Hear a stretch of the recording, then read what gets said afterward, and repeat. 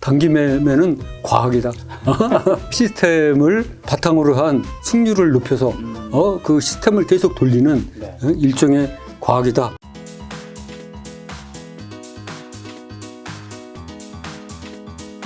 오늘 시간 바로 종목 선정, 나에게 물어봐입니다.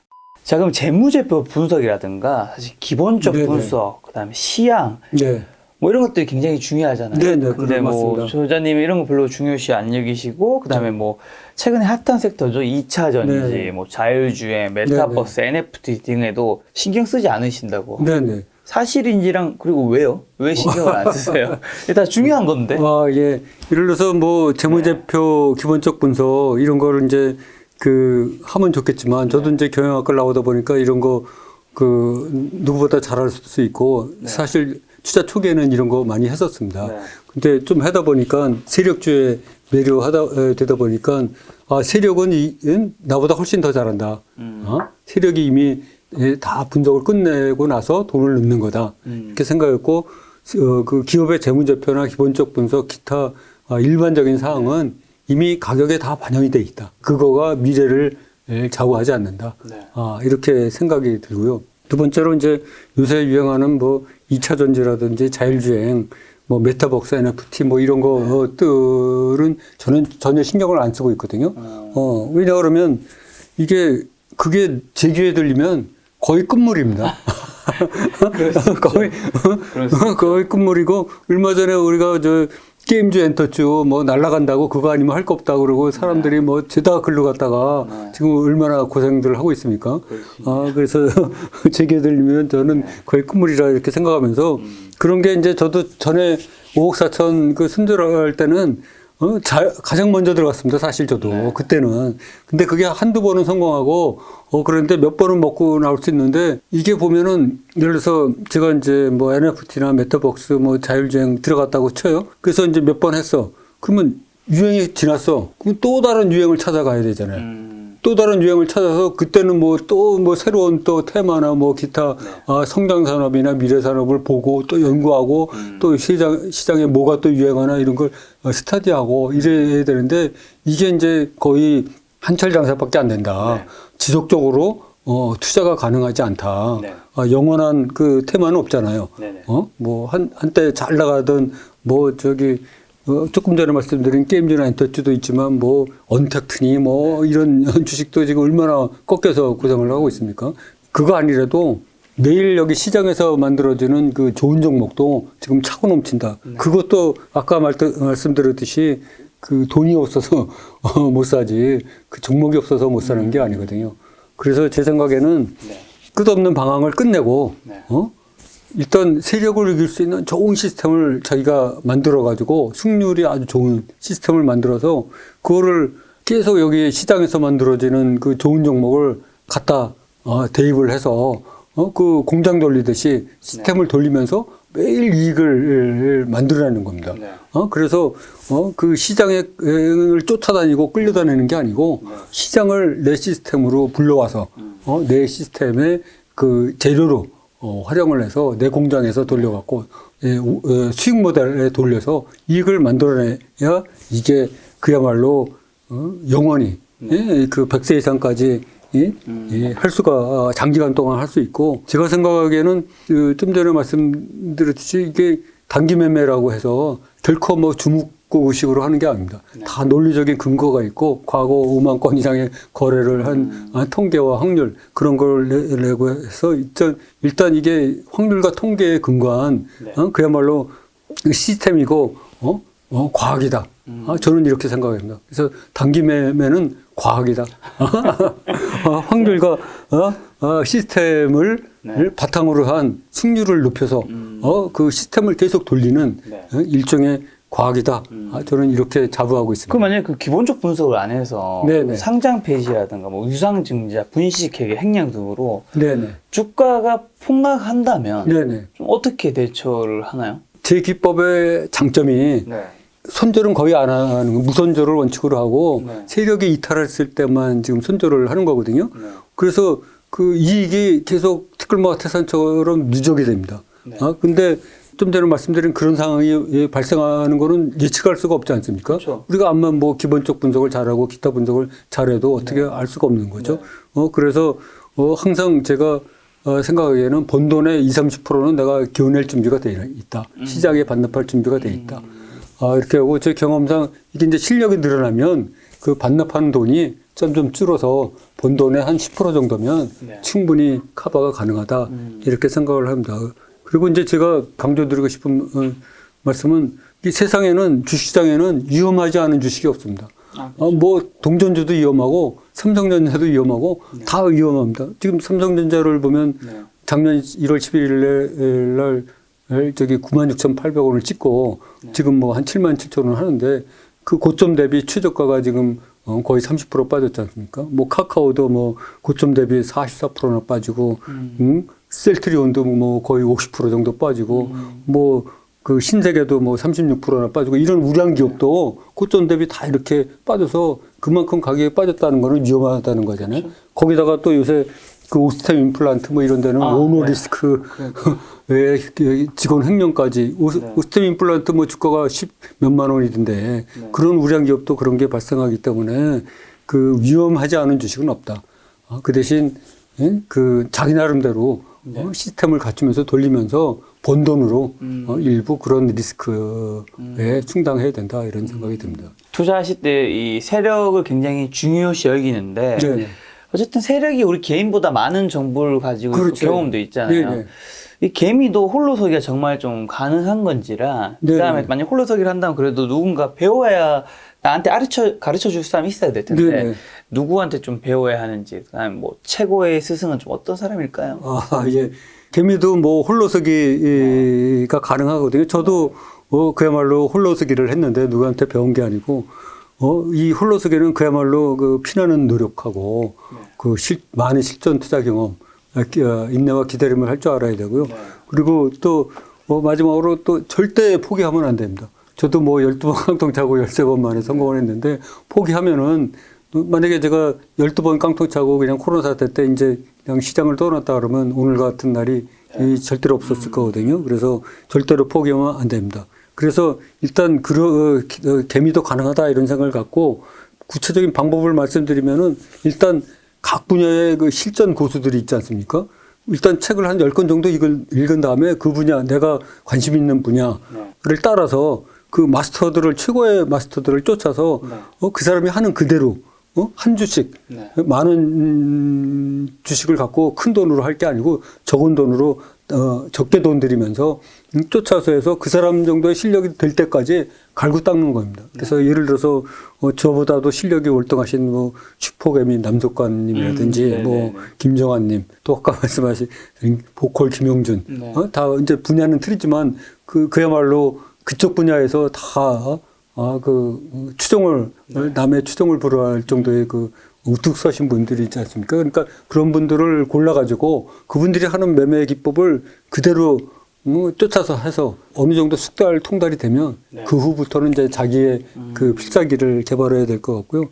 이거는 그야말로 그 기법이 맞는지 안 맞는지는 절대로 해보지 않으면 모르거든요. 그래서 이 주시장에는 10,000가지 넘는 기법이 있고 또 한 가지 기법도 만 사람이 하면 10,000가지 결과가 나오거든요. 그래서 본인이 직접 해봐야 되거든요. 누가 대신해 줄 수도 없고 어떻게 도와줄 수도 없습니다. 그래서 본인이 직접 해봐야 되니까 본인이 결국은 최고의 스승입니다. 그래서 자기의 자신을 최고의 스승으로 알면서 적은 돈으로 아주 갈고 닦고 하면은 얼마든지 홀로서기가 가능하다 이렇게 생각이 듭니다. 저자님은 12번 깡통 차셨잖아요. 그 사이에 가족분들이 지치실 텐데 13번째 도전하는 거를 가족분들이 가만 내버려 두셨나요? 아이고 절대 안 그렇습니다.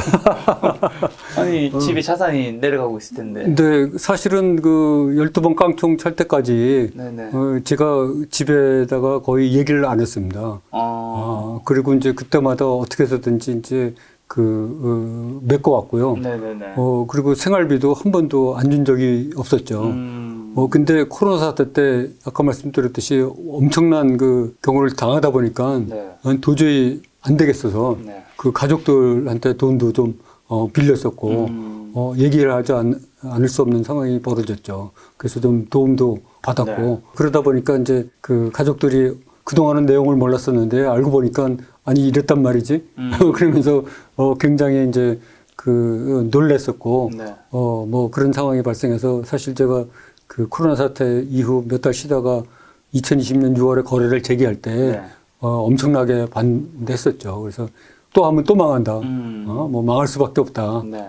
그 정도 했으면 됐지 어떻게 또 하느냐. 뭐 그렇게 했는데 이제 그런 반대를 무릅쓰고 네. 나는 이제 그 여지껏 내가 한 노력이 있고 네. 모든 걸 빼앗겨도 실력은 남는다. 이걸 갖고 다시 내가 재개해야 된다. 네. 그래갖고 좀 가족의 그 강한 반대를 무릅쓰고 다시 하게 됐습니다. 자, 어쨌든 좀 미안하기 짝이 없죠. 그 이익이 났을 때 이익을 실현하셨으니까 돈을 네네. 벌었을 텐데 네네. 그럼 이익 실현 기준은 좀 어떻게 되세요? 이익 실현은 이제 세력이 네. 이 큰 돈을 넣은 종목 또 네. 물려도 살아날 수 있는 종목을 사가지고 네. 그 가벼운 종목은 10% 남기면 팔고요. 무거운 종목은 5% 남기면 파는 거로. 여기서 가볍고 좋았습니다. 무겁고는 시가총액 말씀하신 건가요? 그렇죠. 이제 이 차트를 보면 네. 주가가 비교적 이렇게 날렵하게 움직이느냐, 네. 아니면 현대차나 기아차처럼 굉장히 무겁냐, 금융주나, 네. 뭐 2, 3% 올라가기도 굉장히 버거운 네. 그런 주식들 있지 않습니까? 네. 그런 주식들은 이제 5%를 목표로 하고 있습니다. 가벼운 건 10%, 이제 무거운 건 5%. 네네. 그럼 계좌 관리 좀 어떻게 하면 효율적일까요? 그래서 이제 제가 그 12번 깡통 차고 뭐 이런 와중에 이거를 도대체 어떻게 하면은 합리적으로 할 수 있을까 많은 고민을 하다가 결국은 종목도 10개로 나누고 네. 계좌도 4개로 트고 그래서 그 틀 때 한 번에 한 계좌에 모든 종목을 다 몰아서 넣는 게 아니고 네네. 어떤 종목을 첫 번째 넣었다. 그러면 첫 번째 샀다 그러면은 제1계좌에 넣고 10% 떨어져서 네. 두 번째 샀다 그러면 제2계좌에 넣고 또 10% 떨어져서 세 번째 샀다 그러면 제3계좌에 넣고 그리고 또 네 번째 떨어졌다 그러면 제4계좌에 넣고 이렇게 순차적으로 넣은 다음에 그럼 여기에는 마이너스 30%된 주식이 들어가 있지 않습니까? 네. 그거를 이제 다시 제2 종목을 살 때는 첫 번째 산 종목을 요 네 번째 계좌에 넣습니다. 그리고 10% 떨어지면 이제 세 번째 계좌에 넣고 이렇게 네. 지그재그 방식으로 그렇게 관리를 하게 돼서 마치 그 풍차 돌리기 식으로 그 물레바퀴 물려서 돌아가듯이 그런 식으로 이렇게 지그재그로 해서 관리를 하고 있습니다. 그래서 그 이익 실현이 이제 40개를 모두 타면은 그 중에서 어떤 놈은 뭐 20%까지 내려갔다가 다시 올라오고 뭐 이러니까는 그 내려간 거 원바이원으로 하나 팔면 하나 사고 하나 팔면 하나 사고 이렇게 하고 있습니다. 주식은 폭탄 돌기다라고 있는 멘트도 좀 있던데 네네. 어떤 의미일까요? 이게 보면은 제가 주식을 한 10년 하면서 느낀 게 세상은 이렇게 돌고 돌지 않습니까? 그렇죠. 뭐 이렇게 장시간으로 보면 뭐 계속 돌고 네. 우주도 돌고 지구도 돌고 뭐 자연도 돌고 그러는데 주식도 마찬가지로 돌고 도는데 네. 이게 주가도 이렇게 사이클 돌듯이 계속 돌지 않습니까? 네. 그리고 주식 주인도 바뀌는 겁니다. 주식 주인도 계속 그렇죠. 자꾸 바뀌죠. 근데 주식을 어떻게 사면은 그게 소유와 경영의 목적이 아니라 그러면은 내가 산 주식을 어떻게든지 팔고 나와야 되지 않습니까? 네. 그러니까는 내가 산 가격보다 더 비싸게 팔고 나와야 되는데 이게 만약에 폭락할 때, 그러니까 내가 잘못 진입해서 고점에 진입해서 사줄 사람이 없어갖고 주가가 계속 빠질 때 들어가면은 결국은 폭탄 돌리기 할 때 내가 잘못 폭탄을 갖고 있지 않았냐, 이게 터지는 거다. 예를 들어서 카카오나 네이버 같은 경우는 바닥 대비 무려 8배나 올랐습니다. 그리고 뭐 셀트리온 같은 경우도 바닥 대비 그 10배나 올랐거든요. 근데 이거를 만약에 잘못 사가지고 고점에 진입했다. 옛날에 제가 한 것처럼. 네. 그러면은 결국은 그 돌리는 주인이 계속 바뀌는 주식을 제가 잘못 갖고 고점에 샀는데 이게 이제 결국은 나한테 내가 보유하고 있을 때 소위 폭탄 맞았다 속단 말이에요. 그래서 그냥 주가가 계속 빠지면 못 팔는 형국이 발생하기 때문에 네. 그 주식은 소위 그 폭탄 논리가 비슷하다 이런 의미로 해서 빨리 팔고 나올 수 있는 주식을 네. 사야 된다 이런 의미로 그렇게 만들었습니다. 폭탄이니까 제일 마지막에 내가 가지고 있으면 안 되겠네요. 그렇죠. 예. 자기한테 터지면 안 됩니다. 자, 또 저기는 좋은 주식이 아닌 팔릴 주식을 사라고 했는데, 네네. 저는 언뜻 들었을 때는 좋은 주식을 사는 게 맞는 것 같다는 생각이 드는데, 네네. 어떤 의미일까요? 왜냐하면 주식은 이제 유통업이잖아요. 제조업이 아니거든요. 그렇죠. 유통업이고 물건을 가공해서 넘기는 게 아니고 그냥 내가 산 뭐 삼성전자 주식, 뭐 하이닉스 주식을 그대로 넘기는 거거든요. 네. 있는 그대로 넘기기 때문에 유통업이기 때문에 이거는 결과적으로 내가 산 가격보다 누가 더 비싼 가격으로 사줄 때만 가능한 거거든요. 그렇죠. 그래서 이제 삼성전자는 뭐 세상의 모든 사람이 알듯이 좋은 주식이잖아요. 그렇죠. 그리고 뭐 카카오도 좋은 주식이고 네. 다 좋은 주식인데 문제는 이제 이 주식 투자의 목적이 돈 버는 건데 이게 이제 팔 수가 없으면은 곤란하다. 특히 우리가 아까도 말씀드렸듯이 사이클이 있는데 2, 4분면, 3, 4분면 이 곡점에서 잘못 진입해서 물린 주식은 절대로 이제 암만 주식이 좋아도 팔릴 수가 없으니까 내 주식 투자의 기본 목적에 어긋난 거다. 주식은 좋은 주식을 사는 것 자체가 목적이 아니고 내가 사서 팔 수 있는 팔릴 주식, 쉽게 팔릴 수 있는 주식을 사야 된다 하는 뜻에서 말씀드린 겁니다. 팔릴 주식. 네네, 팔릴 주식을 사야죠. 근데 내가 팔려고 할 때, 네. 내가 물려있을 때도 있잖아요. 네네. 물렸을 때도 우리가 손절을 해야 될 텐데, 네네. 저자님 손절 기준이 어떻게 되세요? 이 손절은 이제 여러 가지 기준이 있는데요. 네. 저도 이제 그 여러 가지 기준을 다 해봤는데, 네. 그 첫 번째가 이제 제일 초보 때 많이 하는 게 이제 자기 매수가에 손절하는 겁니다. 아, 그렇죠. 그 다음에 두 번째가 이제 실력이 조금 늘면 이제 손절 예상가. 뭐 예를 들어서 이평선이라든지 뭐 기타 등등 이런 손절 예상가에서도 하고, 세 번째 이제 좀 고수가 되면 네. 딱 들고 있다가 동물적 감으로 이거 아니다. 그럴 때 이제 탁 던지는 방법이 있습니다. 그렇게 아니야 할 때 이제 매도하는 방법이 있고, 네 번째 이제 더 고수가 되면 적당량으로 이제 배팅을 조절해 가면서 그 단가를 조절해 가면서 네. 그 손절을 최소화하는 방법이 있습니다. 그리고 이제 다섯 번째가 막무식하게 무손절. 나는 절대로 손해보고는 안 팔아. 이런 방법이 있는데, 저는 이 다섯 번째 무손절에다가 플러스 세력이 이탈할 때, 세력이 아까 들어왔다는 세력이 들어오는 종목만 들어간다 그러지 않았습니까? 근데 이 세력도 중간에 이탈하는 경우가 있어요. 불의의 사고가 발생해갖고, 뭐, 돌발적인 악재가 발생했다든지, 뭐 이럴 경우에는 세력도 털고 나갈 수밖에 없거든요. 이렇게 세력이 털고 나가면 저도 뭐 눈물을 머금고 같이 털고 나와야 된다. 이렇게 생각해서 저는 무손절을 원칙으로 하고, 세력이 이탈할 때만 손절하는 거를 원칙으로 하고 있습니다. 세력이 나가고 난 다음에는 어떻게 보면 저자님이 처음에 주식을 샀던 이유가 세력이 들어갔기 때문에 그렇죠, 예. 샀으니까. 네네. 그게 사라지니까. 네, 그 원인이 자체로 소멸되니까 네. 같이 나와야 되죠. 예.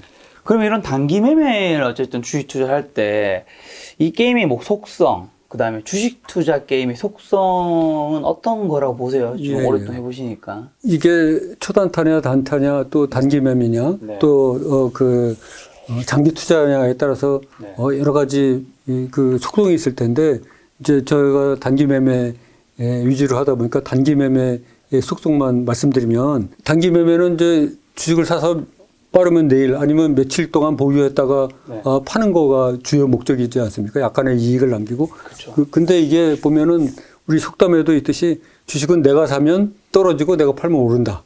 이게 뭐 거의 진리처럼 이렇게 되고 있는데, 이 단기 매매를 할 때는 항상 조금 전에도 여기 차트에서 보셨다시피 굉장히 세력이 들어왔다고 생각하고 내일부터 이건 반드시 한다고 우리가 진입해도 사도 내일 사실 제 경험상으로 보면 상승할 확률은 10%도 안 되거든요.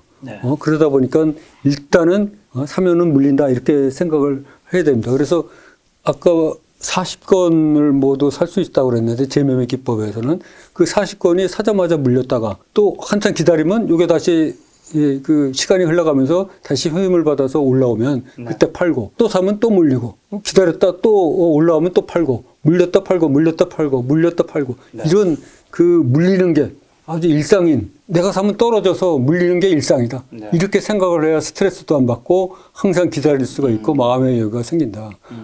그래서 단기 매매의 그 게임의 속성, 특성은 그냥 물리는 게 일상이다. 네. 물리는 게 무한 반복되는 거다.